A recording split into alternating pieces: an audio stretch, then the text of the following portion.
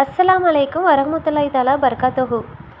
Last video பார்த்த continuation தான் இந்த வீடியோவில் நம்ம இன்ஷா அல்லாஹ் பார்க்க போகிறோம். வீடியோ ஸ்கிப் பண்ணாமல் ஃபுல்லாக பாருங்கள். ப்ரீவியஸ் வீடியோ நீங்கள் பார்க்கல அப்படின்னா மேலே ஐகார்டில் கொடுத்துருக்கேன், செக் பண்ணி பாருங்கள். அல்லாஹ் உங்களுக்கும் எனக்கும் பரக்கத் செய்வானாக, ஆமீன். இப்போ வாங்க வீடியோ கண்டினியூ பண்ணலாம்.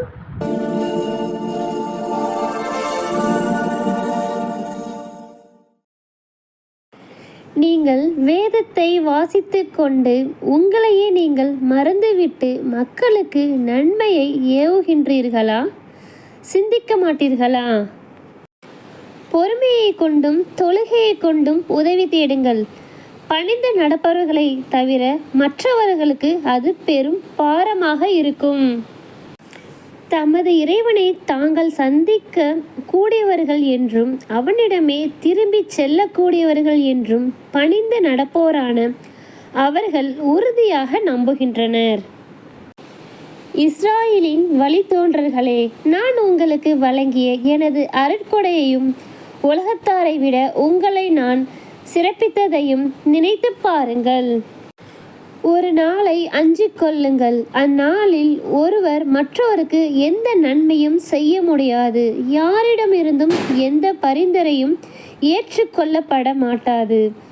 யாரிடமும் எந்த ஈடு பெற்று கொள்ளப்பட மாட்டாது. அவர்கள் உதவியளிக்கப்படவும் மாட்டார்கள். கடும் வேதனையால் உங்களை துன்புறுத்தி கொண்டிருந்த ஃபிர்அவுனின் கூட்டத்தாரிடமிருந்து நாம் உங்களை காப்பாற்றியதை நினைத்து பாருங்கள். உங்கள் ஆண் குழந்தைகளை அவர்கள் அறுத்து கொன்று பெண்களை உயிருடன் வாழ விட்டார்கள். இதில் உங்கள் இறைவனிடமிருந்து பெரும் சோதனை இருந்தது. நாம் உங்களுக்காக கடலை பிளந்து உங்களை காப்பாற்றியதையும் நீங்கள் பார்த்து கொண்டிருக்கும் போதே நாம் ஃபிர்அவுனின் கூட்டத்தாரை மூழ்கடித்ததையும் நினைத்து பாருங்கள். 40 இரவுகளை மூசாவுக்கு நாம் வாக்களித்ததையும் பின்னர் அதற்காக அவர் சென்ற பிறகு நீங்கள் அநியாயம் செய்து காளை கன்றை கடவுளாக எடுத்து கொண்டதையும் நினைத்து பாருங்கள். இதன் பின்னரும் நீங்கள் நன்றி செலுத்துவதற்காக நாம் உங்களை மன்னித்தோம். நீங்கள் நேர்வழி பெறுவதற்காக நாம் மூசாவுக்கு வேதத்தையும் உண்மை பொய்யை பிரித்து காட்ட கூடியதையும் வழங்கியதை நினைத்து பாருங்கள். என் சமுதாயத்தினரே, காளை கன்றை கடவுளாக எடுத்துக்கொண்டதால் உங்களுக்கு நீங்களே அநியாயம் செய்து கொண்டீர்கள். எனவே உங்களை படைத்தவனிடம் பாவ மன்னிப்பு கோரி உங்களையே மாய்த்து கொள்ளுங்கள். உங்களை படைத்தவனிடம் அதுவே உங்களுக்கு சிறந்ததாகும் என்று மூசா தமது சமூகத்தாரிடம் கூறியதை நினைத்து பாருங்கள்.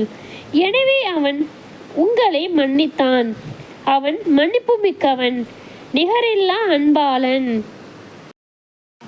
மூசாவே, நாங்கள் அல்லாஹுவை நேரடியாக காணும் வரை உம்மை நம்பிக்கை கொள்ளவே மாட்டோம் என்று நீங்கள் கூறிய போது நீங்கள் பார்த்து கொண்டிருக்கும் போதே இடி முழக்கம் உங்களை தாக்கியது.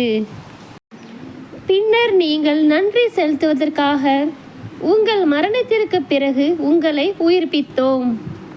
உங்கள் மீது மேகங்களை நிழலிடச் செய்தோம். மன்னு சல்வா எனப்படும் உணவை உங்களுக்கு இறக்கினோம். நாம் உங்களுக்கு வழங்கிய தூய்மையானவற்றை உண்ணுங்கள். அவர்கள் நமக்கு அநியாயம் செய்யவில்லை, மாறாக அவர்கள் தமக்கு தாமே அநியாயம் செய்வோராக இருந்தனர். இந்த ஊருக்குள் நுழையுங்கள். அதில் நீங்கள் விரும்பியவாறு தாராளமாக உண்ணுங்கள். அதன் நுழைவாயிலில் பணிந்தவர்களாக செல்லுங்கள். ஹித்தத்துன், மன்னிப்பையாக என்று கூறுங்கள். உங்கள் பாவங்களை உங்களுக்கு மன்னிப்போம். நன்மை செய்வோர்களுக்கு கூலியை அதிகப்படுத்துவோம் என்று நாம் கூறியதை நினைத்து பாருங்கள். ஆனால் அநியாயக்காரர்கள் தமக்கு கூறப்பட்டதை அல்லாத வேறு சொல்லாக மாற்றிவிட்டனர். எனவே பாவம் செய்வோராக இருந்ததால் அநியாயக்காரர்கள் மீது வானிலிருந்து வேதனையை இறக்கினோம். இன்ஷா அல்லாஹ் இதனுடைய தொடர்ச்சி அடுத்த வீடியோவில் பார்க்கலாம். அஸ்ஸலாமு அலைக்கும் வரஹ்மத்துல்லாஹி தஆலா பரகாத்துஹு.